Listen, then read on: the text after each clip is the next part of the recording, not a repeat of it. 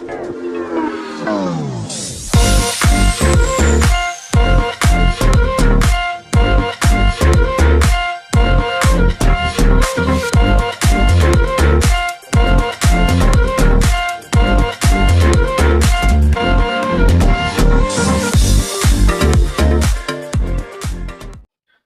sejahtera Malaysia. Dalam perkembangan terkini daripada SPRM, sudah pasti selepas Datuk Seri Anwar Ibrahim yang menjadi Perdana Menteri, seringkali kita mendengar bahawa banyak saja tangkapan yang dilakukan oleh SPRM.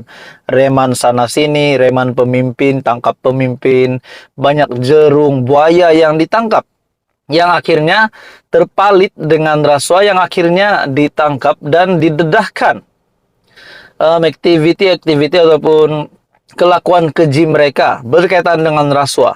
Hari ini pula, saudara-saudara, tuan-tuan dan puan-puan, mengejutkan daripada SPRM, satu lagi saya boleh kata tangkapan, di mana satu artikel bertajuk 6 ditahan kes tuntutan palsu selenggara sekolah, RM 2.5 juta. Wow, saudara-saudara, jumlah RM 2.5 juta bukan jumlah yang sedikit.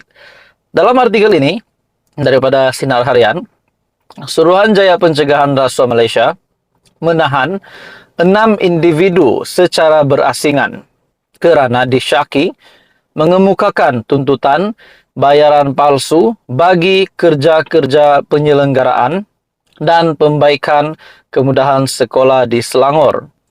Menurut satu sumber, kesemua lelaki yang berusia 40 hingga 57 tahun itu ditahan kira-kira jam 5 petang hingga jam 12 tengah malam ketika diminta hadir untuk memberikan keterangan di Pejabat Suruhanjaya Pencegahan Rasuah Malaysia SPRM Selangor. Seorang lelaki yang berusia 52 tahun yang juga pemilik syarikat ditahan kerana dipercayai mengemukakan tuntutan bayaran palsu berjumlah lebih RM760,000 bagi kerja-kerja penyelenggaraan di sebuah sekolah di Batu Arang pada tahun 2020, sedangkan kerja tersebut tidak mengikuti spesifikasi yang ditetapkan. Bagi saya ini satu lagi kejutan besar kepada seluruh Malaysia. Ini pasti perkara yang tidak diingini oleh ramai, terutamanya pemimpin-pemimpin di Selangor dan seluruh Malaysia. Dan sudah pasti Datuk Seri Anwar Ibrahim sebagai Perdana Menteri Malaysia, yang memang kita dapat lihat ramai yang memuji tindakan Datuk Seri Anwar Ibrahim. Setelah menjadi Perdana Menteri, ada saja sindiket rasuah, kes rasuah yang berjaya dibongkar dan akhirnya beberapa individu berjaya ditahan. Contohnya di dalam artikel ini, 6 ditahan kes tuntutan palsu selenggara sekolah RM 2.5 juta. Dalam artikel ini juga beliau berkata, operasi kedua pula suspek berusia 41 tahun yang juga seorang kontraktor ditahan kira-kira jam 9.30 malam kerana disyaki mengemukakan tuntutan palsu pada tahun sama berjumlah lebih RM860,000, sedangkan kerja tersebut tidak dilaksanakan sepenuhnya. 4 lagi suspek ditahan dalam operasi ketiga kerana disyaki mengemukakan tuntutan palsu bernilai lebih RM870,000 yang membabitkan kerja-kerja penyelenggaraan sebuah sekolah di Semenyi, Selangor pada tahun 2020, sedangkan kerja tersebut juga tidak dilaksanakan sepenuhnya. Sumber berkata seorang suspek yang berusia 57 tahun yang juga pemilik syarikat dilepaskan dengan jaminan SPRM atas faktor kesihatan. Dalam pada itu, perintah reman selama 5 hari bermula hari ini sehingga Isnin dikeluarkan terhadap 5 suspek tersebut oleh Magistrat Nur Syuhada Abdullah di Mahkamah Magistrat 3 Shah Alam selepas SPRM membuat permohonan tersebut. Sementara itu, pengarah SPRM Selangor, Datuk alias Salim, ketika dihubungi mengesahkan penahanan tersebut berkata, kes disiasat mengikut Seksyen 18 Akta SPRM 2009. Hai semua, salam sejahtera Malaysia. Dalam perkembangan terkini, kes ataupun pertuduhan yang diterima oleh bekas Ketua Penerangan Bersatu yaitu Wan Saiful Wanjan. Satu kejadian mengejutkan semasa beliau hadir ke mahkamah. Dalam satu artikel dari Malaysia Kini, Hakim tegur Wan Saiful lewat ke mahkamah. Bekas Ketua Penerangan Bersatu, Datuk Wan Saiful Wanjan, hari ini diingatkan supaya datang lebih awal ke mahkamah semasa kes perbicaraan dirinya yang berdepan dua pertuduhan meminta dan menerima rasuah berjumlah RM6.9 juta membabitkan projek Janawi Bawah, dan artikel ini diterbitkan pada 22 Mac. Dalam artikel ini juga, saya harap ini kali pertama dan terakhir, yaitu datang lewat ke mahkamah. Selepas ini, sila rancang perjalanan kamu, kata Hakim Mahkamah Session Rozina Ayub yang dipetik oleh bernama Wan Saiful yang berumur 48 tahun, kemudian memohon maaf dan memberitahu mahkamah bahawa dia telah keluar rumah pada 7.15 pagi, namun tidak menyangka perjalanan mengambil masa selama 2 jam.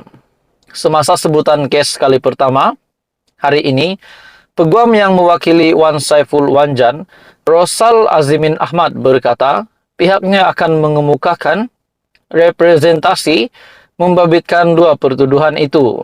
Sementara itu, Timbalan Pendakwa Raya Muhammad Afif Ali berkata, pihaknya telah menyurahkan sebahagian dokumen kepada pembelaan mengikut Seksyen 51A Kanun Tata Cara Jenayah hari ini.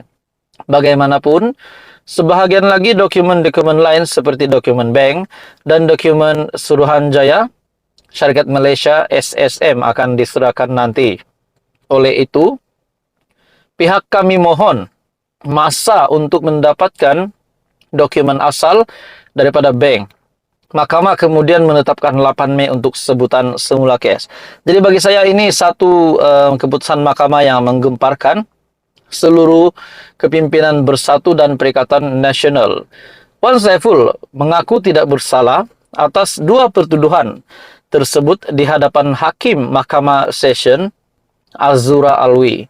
Bagi pertuduhan yang pertama, dia didakwa meminta suapan wang daripada Lian Tan Chuan sebagai dorongan untuknya membantu syarikat Nepturis Sendirian Berhad mendapatkan projek Central Spine Road, yaitu sertik ke persimpangan Lebuh Raya Pantai Timur daripada Kerajaan Malaysia secara prakelayakan yang jumlah keseluruhannya RM232 juta.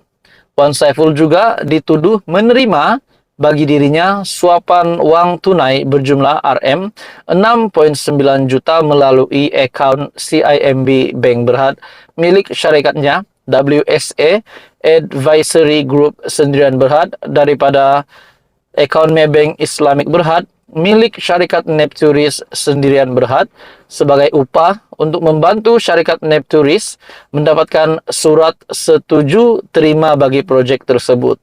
Beliau didakwa melakukan kedua-dua perbuatan tersebut di Royal Lake Club, Taman Tasik Perdana di Kuala Lumpur pada April 2022 dan di CIMB Bank Berhad, Cawangan Bukit Tunku, Taman Tunku, Bukit Tunku di Kuala Lumpur antara 8 Julai 2022 hingga 30 September 2022. Jadi akhirnya satu lagi kejutan besar kepada Wan Saiful Wanjan. Dan tuan-tuan dan puan semua, saat ini kita dapat lihat bahwa pemimpin Bersatu, termasuk Presiden Bersatu yang terima pertuduhan di mahkamah. Jadi adakah ini akan memberikan kesan untuk kepimpinan ataupun parti Bersatu untuk menghadapi pilihan raya negeri di 6 negeri pada tahun ini. Jadi tuan-tuan dan puan semua, apa komen Anda? Teruskan bersama di dalam channel ini. Info padu, info hangat disediakan di dalam channel ini. Jangan lupa tekan butang like, share, dan subscribe.